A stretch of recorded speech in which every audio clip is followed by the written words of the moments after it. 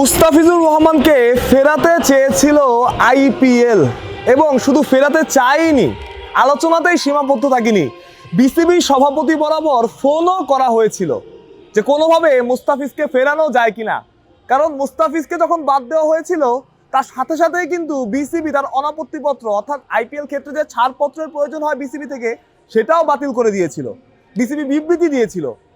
কিন্তু তার পরবর্তীতে আইপিএল কর্তৃপক্ষ বা বিসিসিআই তাদের ভুল বুঝতে পারে এবং বিসিবি সভাপতির কাছে একটা ফোন কল আসে।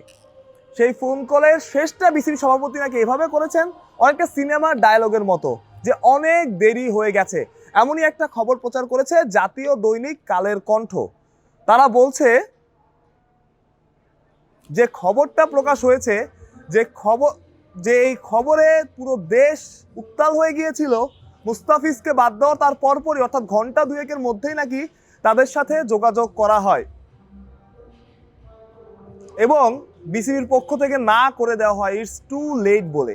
কারণ ততক্ষণে বিবৃতি চলে এসেছে, অনেকে স্ট্যাটাস দিয়ে দিয়েছেন, সরকার থেকেও নির্দেশনা এসেছে যে যদি যেখানে মুস্তাফিজকে খেলানো হবে না সেখানে যাতে আমরা খেলতে না, যাতে ঘটনাটা বড় হয়ে গেছে।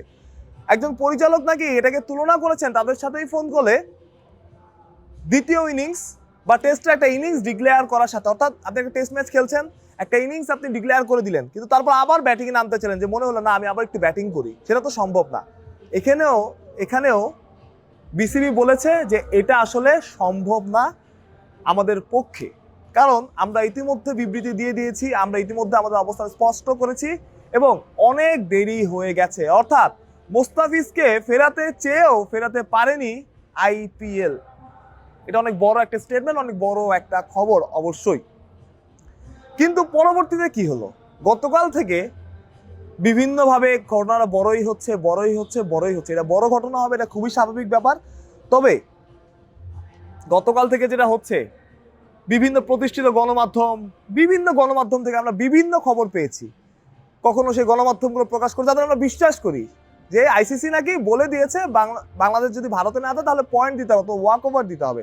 পরবর্তীতে বিসিবি সেই বিবৃতি দিয়ে বলেছে এটা মিথ্যা, এমন কিছুই হয়নি এবং সেটা অফিসিয়াল বিবৃতি দিয়ে, তার মানে এমন কিছুই আসলে হয়নি, আইসিসি থেকে কিছুই জানানো হয়নি।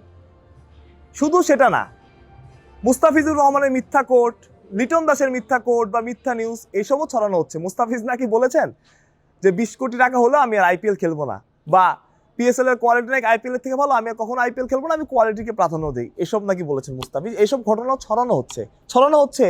লিটন দাসকে নাকি ক্যাপ্টেন্সি থেকে সরিয়ে দেওয়া হয়েছে, এসব মিথ্যাচারও করা হচ্ছে। সুতরাং বাংলাদেশ ক্রিকেট বোর্ডকে শুধু নামি দামি ক্রিকেট বোর্ড বা তাদের থেকে ক্ষমতাধর মানুষের সাথে বা বোর্ডের সাথেই লড়তে হচ্ছে না, বাংলাদেশ ক্রিকেটকে লড়তে হচ্ছে এসব মিথ্যাচারের সাথেও, এসব প্রোপাগান্ডার সাথেও, এসব অসত্য খবর, অসত্য কথার সাথেও। এই লড়াইটা চলবে। বাংলাদেশ বলেছে তারা আপোষ করবে না, দেখা যাক কত দূর যায়। তবে আপাতত এটাই বড় খবর যে মুস্তাফিজকে আবার চেয়েও পায়নি আইপিএল। মানুষ প্রত্যয়, বিডি ক্রিক টাইম।